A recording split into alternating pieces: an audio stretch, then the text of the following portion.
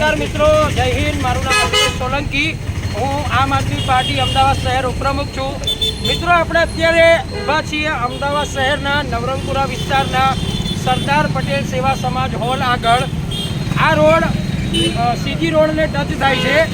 આ રોડમાં અમદાવાદ મ્યુનિસિપલ કોર્પોરેશને બુદ્ધિનું દેવાળું ફૂંક્યું છે અને અમદાવાદ મ્યુનિસિપલ કોર્પોરેશને 18 મીટરના રોડમાં 9 મીટરની ફૂટપાથ બનાવી અને અમદાવાદ મ્યુનિસિપલ કોર્પોરેશને કરોડો રૂપિયાનો ભ્રષ્ટાચાર કર્યો છે।